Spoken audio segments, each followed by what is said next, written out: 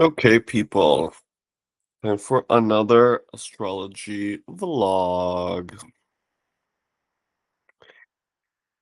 Today, we'll be talking about transiting Pluto, which is currently in my 10th house, as you can see, applying opposition to my natal sun in the 4th house. So you can see the 10th house and the 4th house are connected, and it's between Pluto and the sun.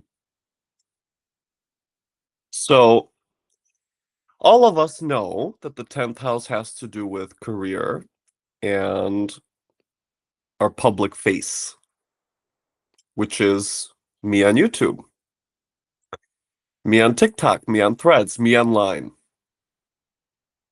trying to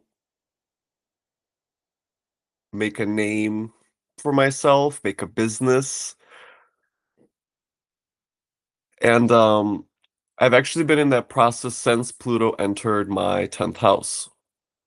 And the other interesting tidbit is that obviously Pluto was transiting my ninth before that. And in those years is when I was studying astrology in earnest. And of course, I became very competent and very confident in what I know. And now it was time to start applying it with other people.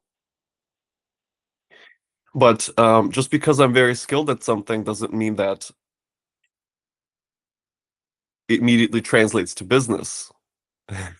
So there is this long, long, long period of horrible humiliation that I'm in at the moment, where, well, I'm doing my best, but it's a lot harder than I expected it to be. And it really brings me down quite a bit. Even just today, I was laying in bed, like you can have the image of someone banging their head against the wall and like saying, "Why doesn't this work? What am I supposed to do? How am I supposed to go on? Please show me the way." So I'm feeling very overlooked. And well, you can see the 4th house is okay, the information that I'm sharing online is very personal and private. That's just my way of doing things because that's the way I discovered astrology. Right? I studied myself. I didn't study the books, I didn't study the videos, I studied myself. And actually, I want to show you guys something. Um, day one.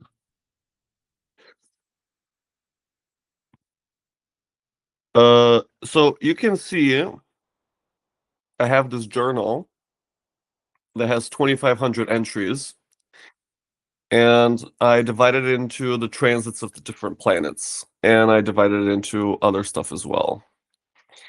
And this was my astrology journal that I wrote in 2021 and 2022, and I rarely update it anymore.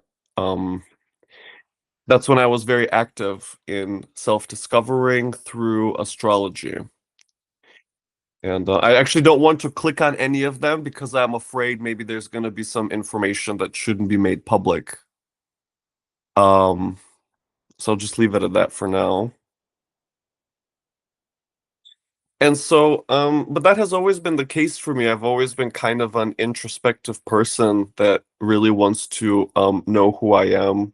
My big thing before I found astrology was actually seeking enlightenment.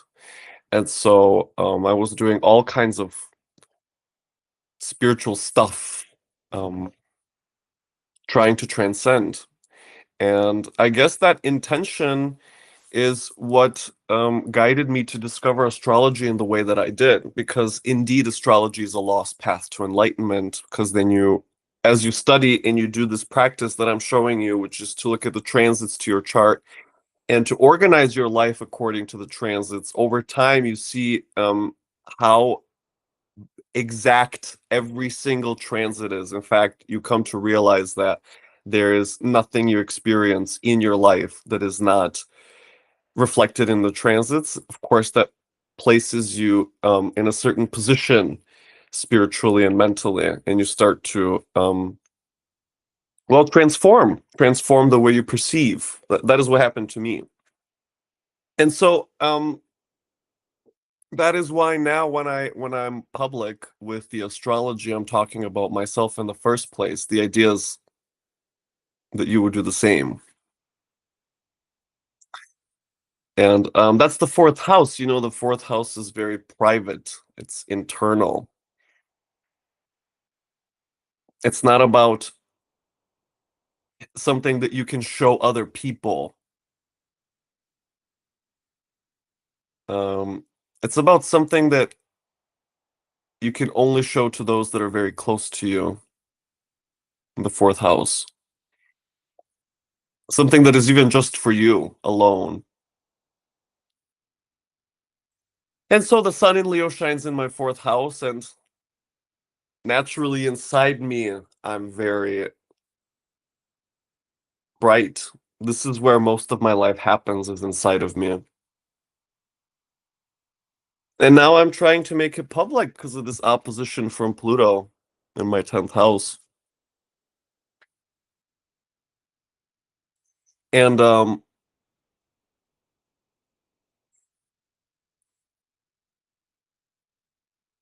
it just brings me down.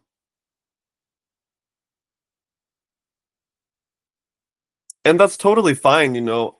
The other thing with astrology is just because you understand what's happening to you doesn't mean you can make it go any faster, doesn't mean you can change it.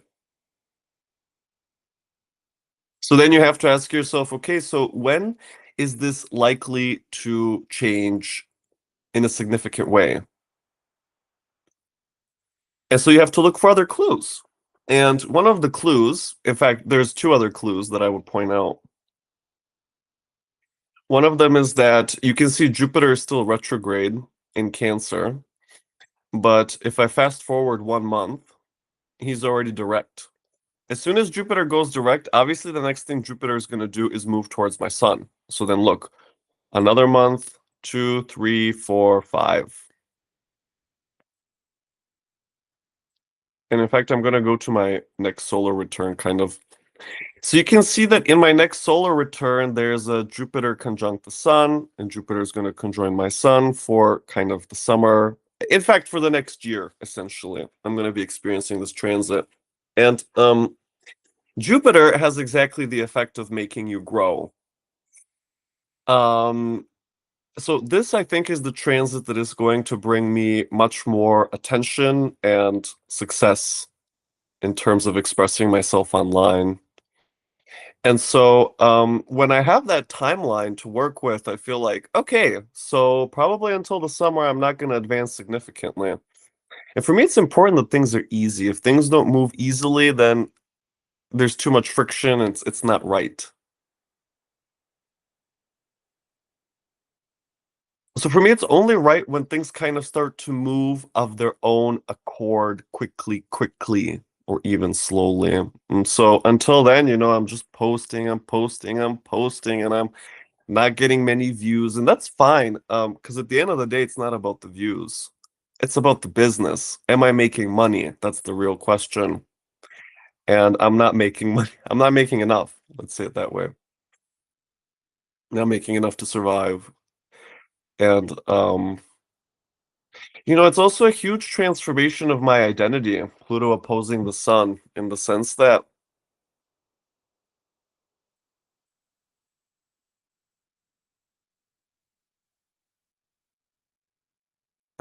it stops to be only about my private life. You know, I have to go public. And that makes me change what I do frequently. I have to adapt. I have to figure out, so what resonates with people, what doesn't? Do I want to create what resonates with people? What resonates with me? Does it resonate with me, what I'm doing? And there's a lot of tricky questions that come up because, of course, I want to express what comes naturally, but I see that other people maybe don't find that as interesting because it's not about them. And at the end of the day, I get it because astrology is supposed to be about you and not about me.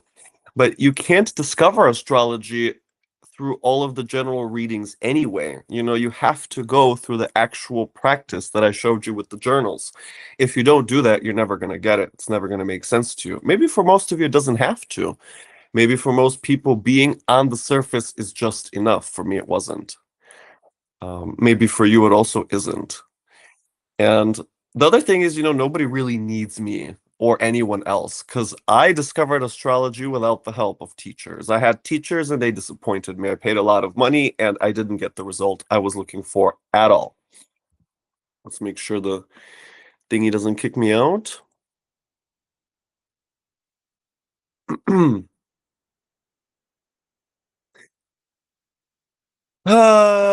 So yeah. Well, I'm doing my best and I'm going to keep doing my best. And you can see that this transit continues like for years, literally. Now I'm in 2029. You can see in 2029, Pluto is still making an opposition to my sun. That's 3 years from now. But to be honest, I think that the other side of this transit is, in fact, me being a very reputable person that is known by many people online, and therefore my private life really becomes much more public. And that's a huge transition of identity that I have to go through. And I feel that's coming from me because I know my skill, I know what I can do. I know that I'm very skilled in this, and I know that I can help anyone figure out how their chart works. From 0 to 100, I can help you figure it out. Because I did it. I did it with myself first. And I have thousands of pages of documentation on how astrology works in my own chart. So for me, there's no question about how astrology works. There's no question that I can help people figure out their chart easily, given enough time. So I feel like eventually this opposition is going to be fruitful, very much so. But and that's the other thing when there's something applying, you don't get the whole, it's a whole process that you're undergoing, and it's happening for many years in the case of Pluto, right? Because Pluto has a very slow movement speed. If there's a quick movement speed, for example, the movement of the sun is very quick. So that indicates events and situations that are happening on the very short term, like maybe today, this week, this month, maximum. So you have to take into consideration the movement speed of planets when you're working with them in transits. The other thing I want to point out, the last thing about all this, me trying to be someone in the world, um, and I've always wanted to be. I've always wanted to be famous. Always. Like, even in school, for me, it was all the popularity contest. That makes me think about my Mercury moon opposition.